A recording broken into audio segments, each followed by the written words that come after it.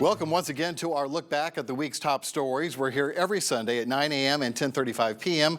to give you some context and perspective to the news you've been seeing all week long. I'll introduce my panel in a moment, but first, here's what's on our agenda for this first Sunday of November.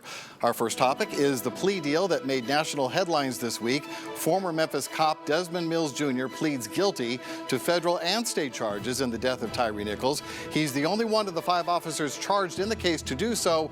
We'll also talk about Shelby County DA Steve Mulroy's new policy eliminating court fees and fines for low-income defendants. Does it make sense, or is he just giving more ammunition to critics who say he is soft on crime? And finally, we'll talk about the financial bind the city of Memphis finds itself in over those bonds associated with the Liberty Park project. How much do taxpayers need to worry about possibly being on the hook for more than $100 million? We will get to all of that in the next half hour, but first let me introduce my panel to you. Otis Sanford is ABC24's political analyst. Catherine Burgess works for the Commercial Appeal, and we also have Twan Stout-Mitchell, political consultant, and all of you regulars on this program. Good to have you here. Let's start with talking about the big news out of the Tyre Nichols case, and I want to set it up, if we can, before we get into some of the details, by looking at this report from our reporter Jay Shakur, where we heard from the family and the attorneys involved. This is the first domino to fall. For Rovon Wells, the mother of Tyre Nichols, and his stepfather, Rodney Wells, Thursday's plea deal of ex-Memphis police officer Desmond Mills is only a first step in a long journey to justice. This one today was very difficult for me because this was really the first time I actually heard somebody tell and say what they actually did to my son. Mills became the first of the 5 ex-MPD officers criminally charged in Nichols' January death to plead guilty. Shelby County District Attorney Steve Mulroy says Mills' role was different than the other 4.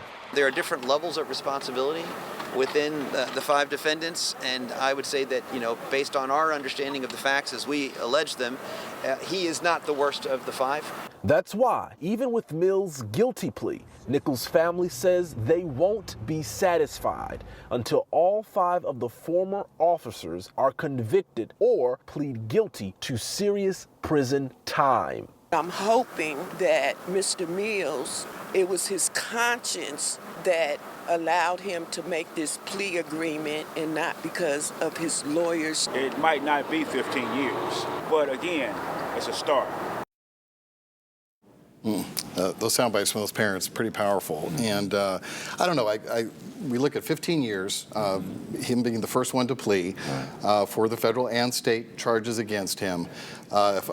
If I'm represented by a man with the last name Ballin, as this officer was, and that's what the advice I've been given, and I take it, I have to believe that the other officers in this case are getting ready to do similar things. Otis, what's your take? Oh, I agree. I mean, I think the father took the words out of my mouth. This is the first domino to fall.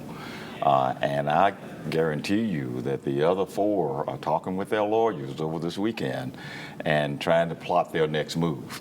What I read from Mr. Ballin's statements after the guilty plea, he was certain that his client was guilty, and he needed to own up to it. And kudos for him for getting his client to do this and be the first one. But if it's true that his conduct was not as bad as the others, and they're still recommending 15 years, the others are in big trouble here, Richard. Yeah. And we're talking about long stretches of time in prison, which I think would be justice served for this, because it's still inexplicable why they would kill this young man for no reason.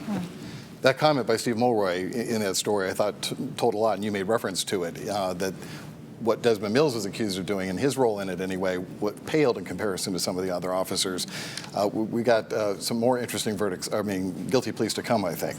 Yeah, I think it especially stands out to me that you don't accept a plea deal like that unless things are looking very bad for you. And if things are looking that bad for the person who's allegedly the least terrible of the group, it's got to be looking really bad for all of them. And there is this, and Otis also talked about this terrible feeling I still have inside, that we don't have when you read the details of what Desmond Mills did as part of his plea deal, the use of the baton, the things he said, the level of anger and how things, it was C.J. Davis who said it, things went from 0 to 60 just like that in a traffic stop. We still don't have an explanation for what on earth was going on in their minds that this could happen so quickly. There's nothing to explain it. It's my hope that with the plea deal, we can also get some information that we haven't received yet. You know, the street says there's a vendetta. I don't know if that's true. And then the institution says it's the culture.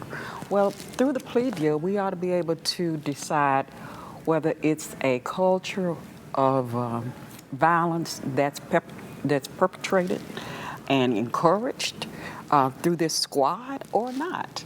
But this was a good move for Desmond Mills because I think he will now face federal charges first in federal penitentiary rather than state penitentiary.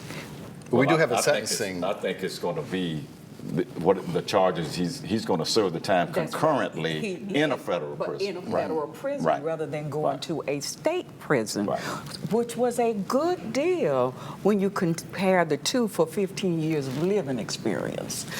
And I'm sure Mr. Ballin made that point as well to his client. If you've got to spend 15 years somewhere, you'd rather be in a federal lockup than the state.